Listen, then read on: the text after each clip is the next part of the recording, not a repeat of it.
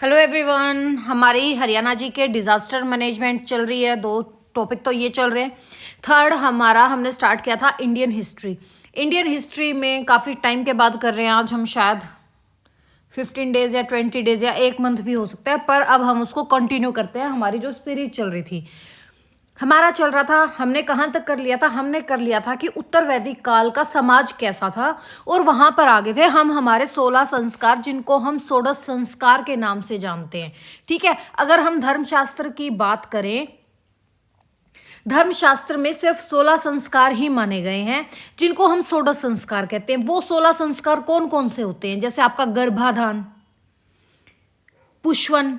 पुष्वन क्या होता है? गर्भ रक्षा और पुत्र प्राप्ति हेतु होते हैं। ये आपके एग्जाम में वैसे पूछ नहीं सकता, सिर्फ क्या पूछ सकता है? आपसे पूछ सकता है संस्कारों की संख्या कितनी है। तो ये काफी लंबा चौड़ा हो जाएगा। अगर कहोगे तो मैं संस्कार आपको किसी को पीडीएफ चाहिए तो मैं पीडीएफ डालते हुए आपको दे दूंगी। ठीक है। फिर देखिए, आज हमारा नेक्स्ट टॉपिक क्या स्टार्ट होएगा? क्या स्टार्ट होएगा? अर्थव्यवस्था। आज हम हमारा नया टॉपिक क्या स्टार्ट करते हैं? उत्तर वैदिक काल में अर्थव्यवस्था कैसी थी? क्या टॉपिक स्टार्ट करें? उत्तर वैदिक काल की अर्थव्यवस्था क्या थी, यानी कि उनके इकोनॉमी क्या थी? उत्तर वैदिक काल की अर्थव्यवस्था। अच्छे से लिख लें, ठीक राइटिंग में। कुछ तो मेरी ही राइटिंग महान है। उत्तर वैदिक काल की अर्थव्यवस्था।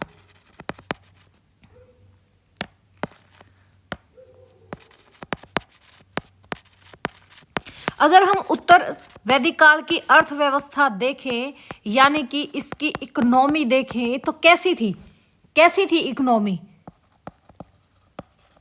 गांव में लोग रहते थे। गांव में लोग रहते थे तो गांव के अकॉर्डिंग हम सबसे ज्यादा क्या करते हैं? आज के दिन भी हमारे गांव में हमें क्या देखने को मिलते हैं? आज के दिन भी 80% गांव के लोग किस पे डिपेंड है? कृषि पे। और क्या करते हैं साथ में? पशुपालन करते हैं। तो इसकी अर्थव्यवस्था की रीढ़ की हड्डी क्या थी उत्तर वैदिक काल की भी? आपकी कृषि और पशुपालन थी। क्या थी? कृषि और पशुपालन। क्या थी? कृषि और पशुपालन ही थी इनका इकोनॉमिक का मेन पार्ट, यानी कि इनकी रीढ़ की हड्डी। ठीक है। तो हम ये कह सकते हैं, फर्स्ट ही पॉइंट हम क्या लिखेंगे कि उत्तर वैदिक कालीन आर्यों का प्रमुख धंधा क्या था? कृषि था। यानी कि उनका क्या काम था? कृषि था। इस काल के आर्यों का, आर्यंस की ही थी ये सभ्यता, आर्यों का मुख्य कार्य क्या था? मुख्य कार्य आपका कृषि, यानी कि आपकी एग्रीकल्चर थी। ठीक है। कृषि क्या थी? इनकी रीढ़ की हड्डी थी। अगर हम इस काल की ही बात करें तो इस काल में कृषि के अधिकाधिक प्रसार के चलते लोगों ने क्या किया भाई? अपने जीवन को स्थायित्व में लेके आए। यानी कि अब देखो, आप लोग हो, आपके खेत खलियान है, तो आप अपना गांव छोड़ के दूसरे गांव में तो जाके नहीं बसते। अगर आप उसको अपने गांव को बेच देते हो तो बात अलग है कि जहां आप जमीन ले रहे हो वहां जाके बस जाओ। लेकिन एक जगह अगर कृषि होनी स्टार्ट होगी तो लोग क्या कर रहे थे? अब उन्होंने खाना बदोश जीवन, यानी कि यहां से वहां जो स्थानांतरित होते थे, उसकी जगह लोगों ने कैसा जीवन अपनाया? अब लोगों ने स्थायित्व का जीवन अपनाया। ठीक है। अब लोगों ने स्थायित्व का जीवन अपनाया। स्थायित्व का जीवन अपनाया, ये लगा लो कि अब लोगों के जीवन में स्थायित्व आया। ये लिख लो, ये ज्यादा अच्छा लगेगा। अब लोगों के जीवन में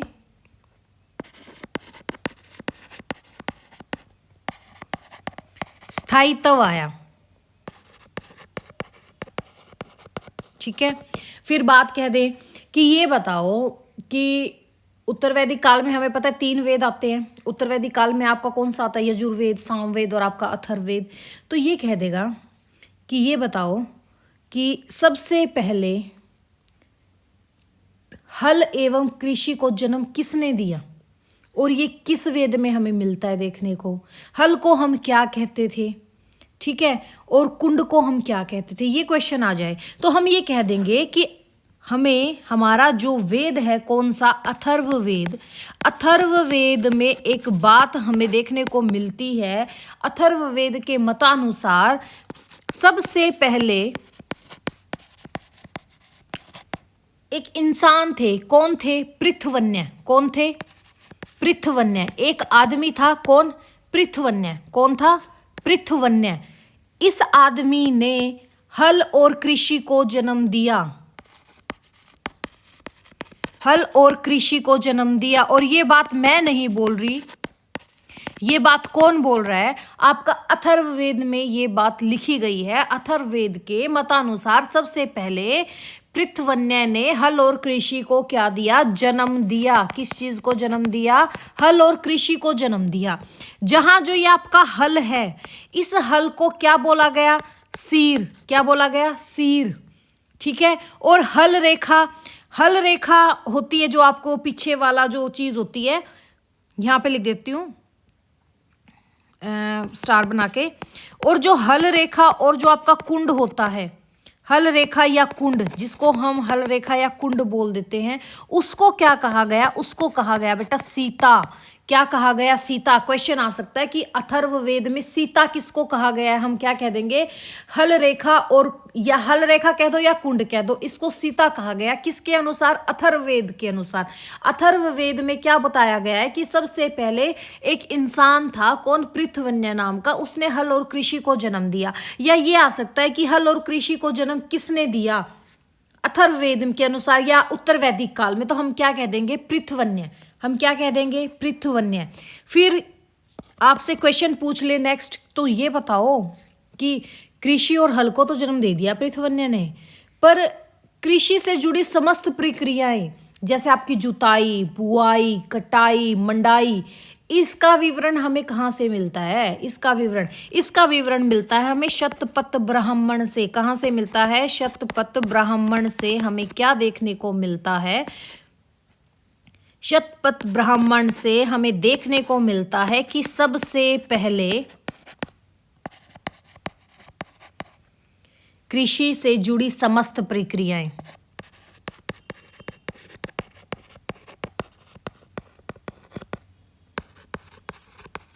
कृषि से जुड़ी समस्त प्रक्रियाएं हमें कहाँ देखने को मिलती है, शतपथ ब्राह्मण में प्रक्रिया देखने को मिलती है।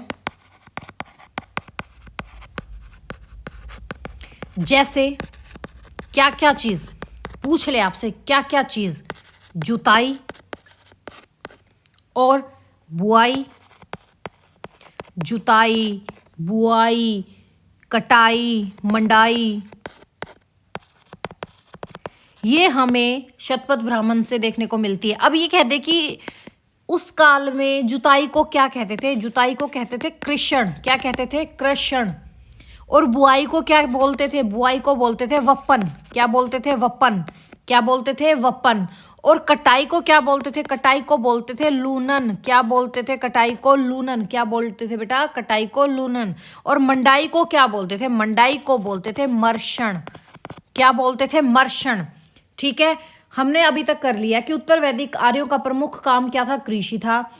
इसी काल में लोगों के अधिकारित प्रसार के चलते लोगों ने अपना स्थायित्व जीवन को अपनाया। अथर्ववेद के अनुसार सबसे पहले पृथ्वन्य ने हल एवं कृषि को जन्म दिया, जहां हल को सीर नाम से जानते थे और हल रेखा या कुंड को हम सीता कहते थे। सबसे पहले शतपथ ब्राह्मण में कृषि से जुड़ी समस्त प्रक्रियाएं, जैसे आपका जुताई जिसको हम कृषण बोलते हैं, बुआई जिसको हम वपन बोलते हैं, लूनन जिसको हम कटाई बोलते हैं, मंडाई जिसको हम मर्षण बोलते हैं, आदि, इन सब का हमें वर्णन किस में देखने को मिलता है, इसका वर्णन हमें देखने को मिलता है शतपथ ब्राह्मण में। अब बात आ जाए कि उस टाइम में हल बहुत बड़े बड़े होते थे। हल कितने बड़े बड़े होते थे कि उनको कितने बैलों के साथ वो जोते जाते थे हल। तो ये क्वेश्चन हमें देखने को मिला था एक बार कि ये बताएं कि उत्तर वैदिक काल में जितने बड़े विशाल हल होते थे उनको कितने बैल एक साथ जोतते थे, उनको जोतते थे बेटा 4 से लेके 24 बैल एक साथ जोतते थे। और ये हमें किस में देखने को मिलता है, ये हमें देखने को मिलता है काठक संहिता में। किस में देखने को मिलता है, काठक संहिता में। काठक संहिता में एक बात की गई है, 24 बैलों द्वारा खींचे जाने वाले हल का उल्लेख हमें किस में मिलता है? काठक संहिता में मिलता है। तो हम क्या कह देंगे? काठक संहिता। इसमें हमें क्या देखने को मिलता है? 24 बैलों द्वारा खींचे जाने वाले हल का उल्लेख मिलता है।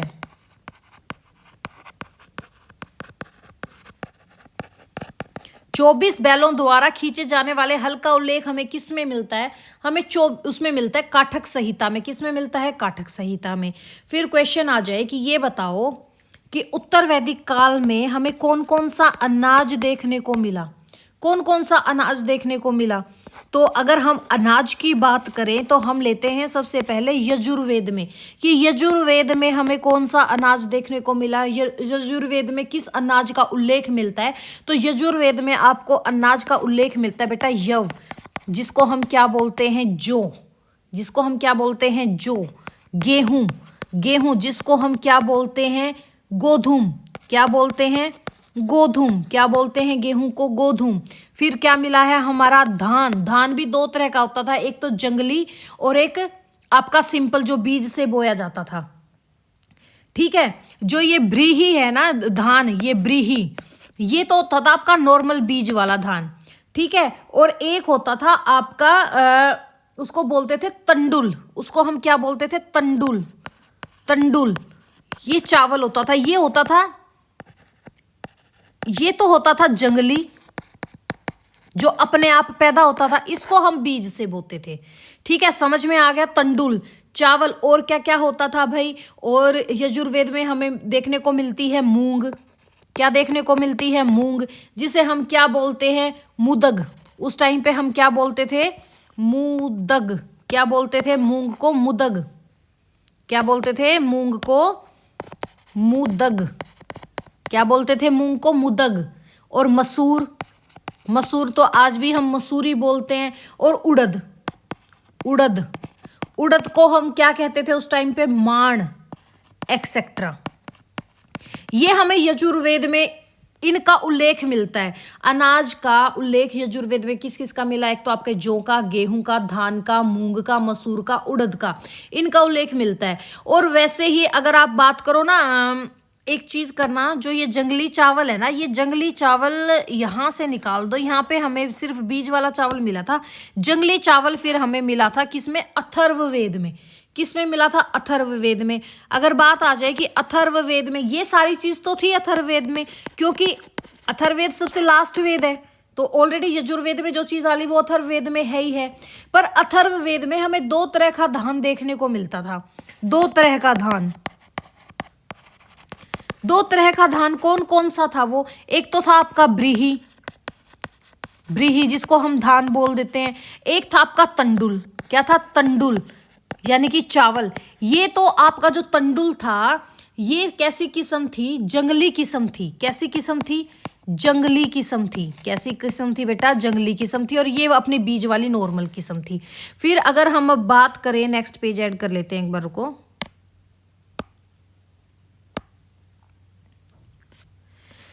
था ये हमें किस में देखने को मिला है? अथर्ववेद में दो तरह के धान, और एक और चीज मिली थी क्या? ईंख, यानी कि आपका जो गन्ना होता है, ईंख।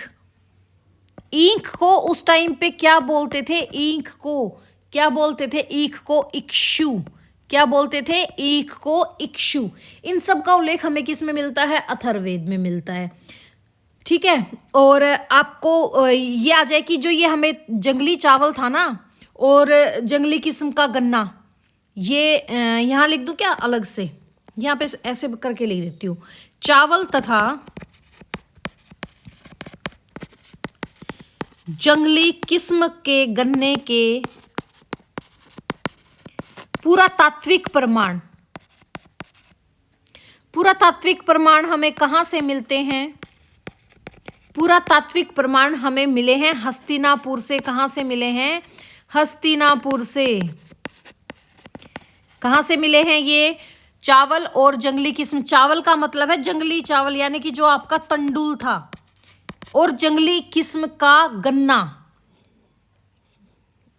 यहाँ लिख दूं, गन्ना भी भूल गई लिखना।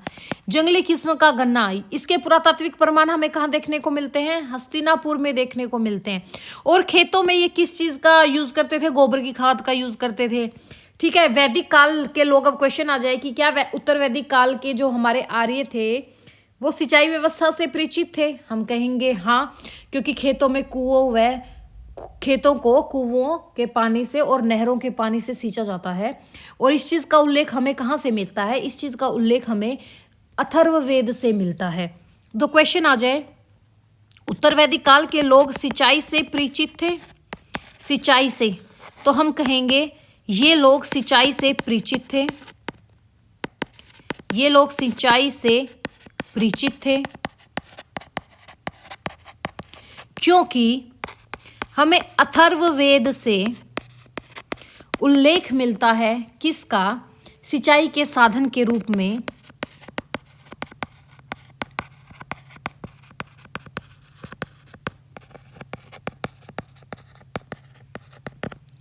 वर्णाकूप,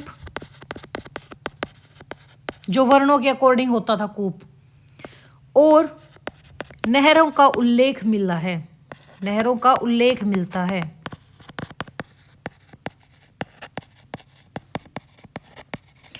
तो यहां से क्या साफ हुआ कि उत्तर वैदिक काल के लोग नहरों और कुओं से परिचित थे। फिर बात आ जाए कि ये बताओ कि क्या ये पालतू पशु रखते थे? ठीक है, अगर हम इनके पशुओं से बात करें कि पशु किस किस पशु से परिचित थे उत्तर वैदिक कालीन लोग, तो हम कह देंगे गाय से, बैल से, घोड़ा, बकरी, भैंस, गधा, सूअर, ऊंट आदि।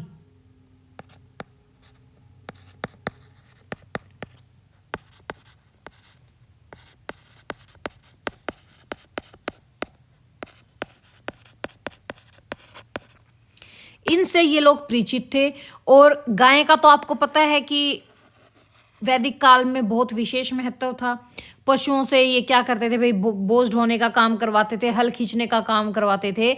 पशुओं से आर्यों को जैसे मांस, दूध, ऊन, चमड़ा और हड्डी मिलते थे, जिससे उनका विभिन्न व्यवसायों का उपयोग होता था। अगर ये तो आ गया आपका कृषि। अगर हम इनकी बात करें किसकी? व्यापार और उद्योग की। अब हम नेक्स्ट टॉपिक क्या लेते हैं? इनका व्यापार और उद्योग, वो भी तो अर्थव्यवस्था का ही हिस्सा है। अब हम बात करते हैं इनके व्यापार और उद्योग की। किनकी? उत्तर वैदिक काल के व्यापार और उद्योग की हम अगर बात करें नेक्स्ट टॉपिक से, तो क्या देखते हैं हम ये देखते हैं कि जैसे आपकी इतरे ब्राह्मण है। इतरे ब्राह्मण में आपको एक वर्ड मिलता है श्रेष्ठी। उसका मीनिंग क्या होता था? व्यवसायिक संघ का अध्यक्ष, इसका उल्लेख मिलता है। जैसे आपकी वाजसनेयी संहिता है, उसमें एक शब्द मिलता है गण। इसका मतलब क्या है? उसको बोलते थे व्यवसायिक संघ। एक गणपति, गणपति का मतलब क्या होता है? व्यवसायिक संघ का अध्यक्ष। इन सब का उल्लेख देखने को मिला। तो यानी कि ये लोग व्यापार तो करते थे। ठीक है, तो अब हमारे पास 3 पॉइंट क्या आ जाएंगे? सबसे पहला पॉइंट आप ये लिखिए कि इतरे ब्राह्मण में हमें क्या वर्ड देखने को मिलता है? इतरे ब्राह्मण से हमें क्या साक्ष्य मिले हैं? इतरे ब्राह्मण से हमें एक वर्ड मिला है, क्या? श्रेष्ठी। क्या मिला है? श्रेष्ठी। इस श्रेष्ठी का मीनिंग क्या होता था? व्यावसायिक संघ का अध्यक्ष। क्या होता था? व्यावसायिक संघ का अध्यक्ष।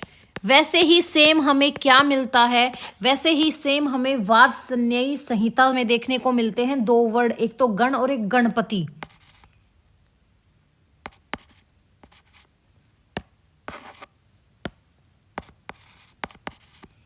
वाजसनेयी संहिता से हमें 2 वर्ड देखने को मिलते हैं। कौन से 2 वर्ड देखने को मिलते हैं? एक तो देखने को मिलता है गण और एक देखने को मिलता है गणपति। गणपति और गण क्या मीनिंग है? गण बोलते थे व्यवसायिक संघ को। क्या? किसको बोलते थे? व्यवसायिक संघ को। और गणपति किसको बोलते थे? व्यवसायिक संघ के अध्यक्ष को।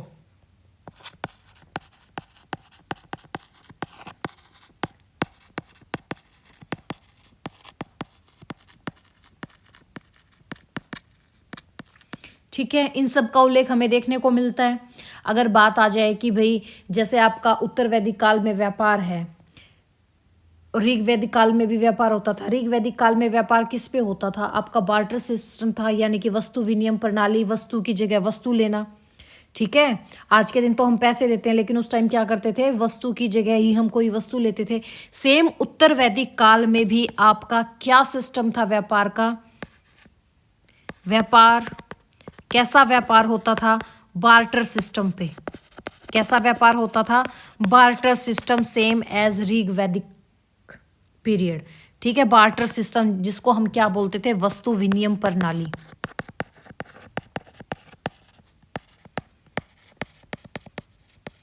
ठीक है, ऐसे ही होता था, वस्तु विनिमय प्रणाली पर आधारित था।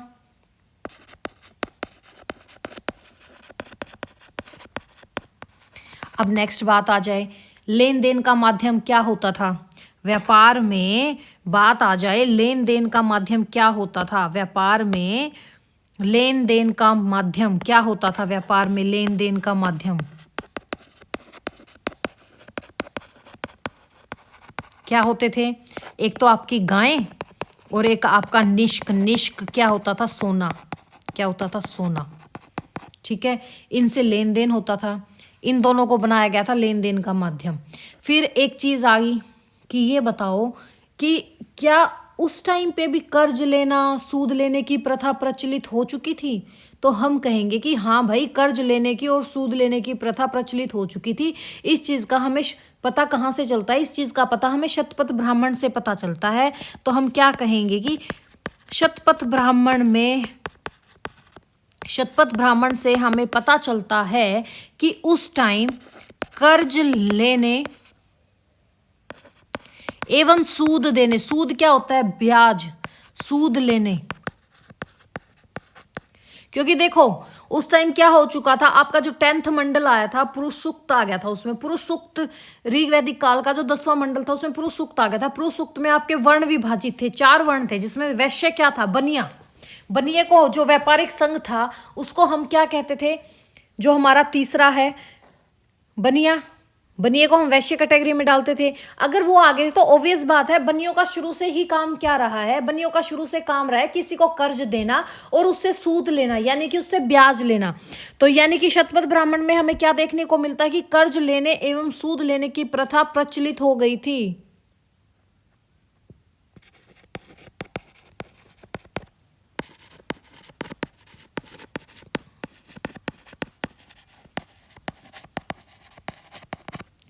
फिर बात आ जाए कि ये बताओ, तोल में क्या यूज करते थे? तोल के रूप में व्यापार के लिए माप तोल भी तो होता है। तोल, माप तोल भी तो होता है। चलो माप तोल ही लिख दूं, माप तोल भी तो होता है। माप तोल में ये क्या यूज करते थे? किसका यूज करते थे? शतमान का, यानी कि 100वां हिस्सा। शतमान प्रथा थी, कृष्णल थी। कृष्णल कह दो या कृष्णल ही कह दो। कृष्णल प्रथा थी और पात प्रथा थी। ये प्रथाएं प्रचलित थी तोल के रूप में। ठीक है, किस के रूप में थी? तोल के रूप में थी।